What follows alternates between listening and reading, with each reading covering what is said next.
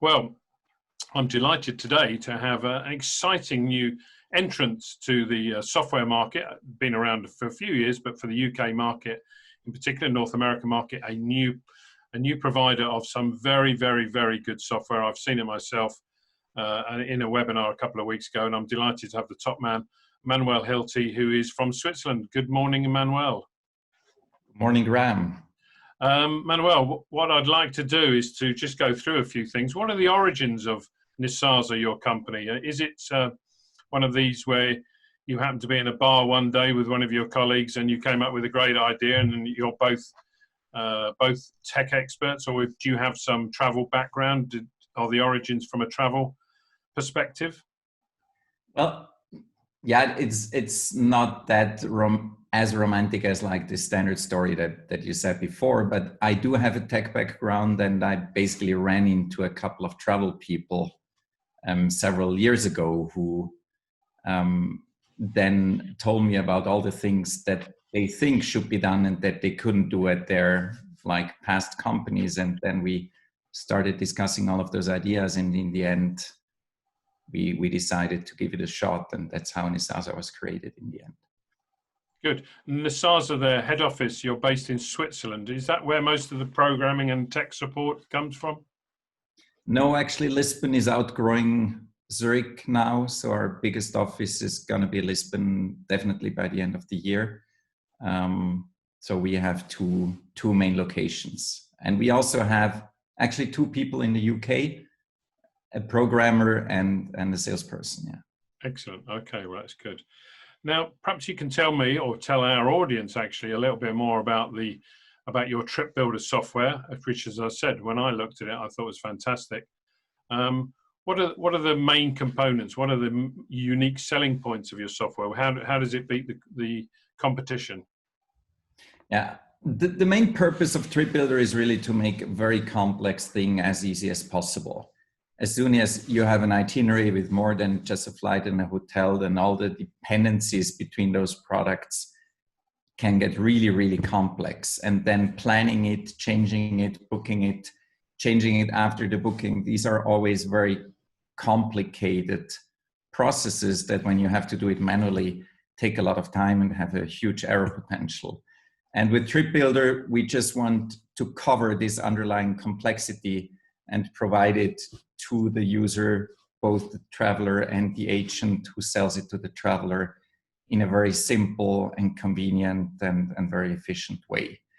And yeah, if you ask me what we do better than others, I think we have definitely reached a very high level of maturity in all of those processes. I think we have managed over those years to make a lot of those small things that are actually incredibly complex as simple as possible.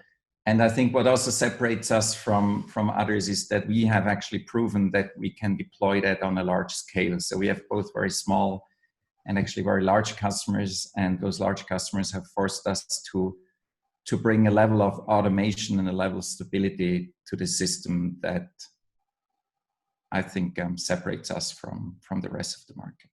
Good. When I saw the software, what impressed me was that it was a mock-up, but it was a mock-up between a travel agent and a client. And the travel agent was leading the client through a prospective trip to California. They were adding in various hotels. They were adding in a car hire, of course, airline and attractions. All of those components that they're adding in is assuming that you have major XML feeds from these product suppliers. Is that all sorted for you? Do you have all that? Yes, we have all that for all the major product categories. We're also adding more, and actually we provide 2 versions there. So one of them is we have a set of ready-made supply. We call it our built-in marketplace, where for a small customer, like an independent agent or a small tour operator, they can just sign up for our tool and they get supply readily accessible from the beginning. And for bigger customers, we also offer the possibility to connect to their own supply, either take their own contracts for the supply sources where we have a technical connection, or even build a new connection to their own in-house supply platforms when those customers get bigger. So we provide both of those options. And then there is also the possibility to load offline supply for all of those products that you cannot get through XML connections and that you maybe sometimes want to add in on an ad hoc basis. That's also possible on top. The impression I got as well is it offers travel agents the opportunity to sell up, if you like, is to add components. As long as they know the destination they're selling well, they will be able to add in components. For example, they say, well, if you're going there, why don't you actually take a day visit to an attraction, or why don't you add in a little trip or something like that?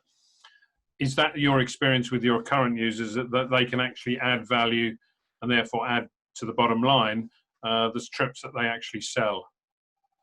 Yes, it's definitely this, and it's also just the possibility to actually have a meaningful conversation with a customer, because previously, basically what the travel agent could do is say, okay, tell me what you want, and then please go home and I'll get back to you tomorrow or the day after tomorrow with a proposal. And now they can turn the screen and they can do it together with the customer, and they can actually advise the customer in real time, interactively. And I think this is also a big game changer. Good. One of the things that with software often is I wouldn't say it's an issue, but sometimes it's an issue, is training and support. How is that handled with Nezasa? We try to make the simplest packaging of our product self-explanatory. So we're actually right now putting a lot of work in building in assistants that help you to get through planning the first itinerary, through doing the first booking, so that the simple version where you can just sign up as an agent or a tour operator and start using it, that you can basically do that yourself. For the more complex versions of our product, we then provide training, we provide support, we basically provide the full professional service packages that you would expect in such a situation. Good. Now, if I wanted to look at the software, see the software, have a play with the software, get an introduction to the software, what's the best route for me to go down? Well, I think the best introduction is to join one of our webinars. We have at least one per week in English.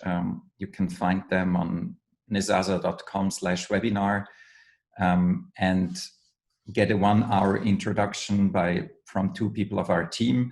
You can also just go to our website and actually sign up for the free trial of our product and try it out yourself.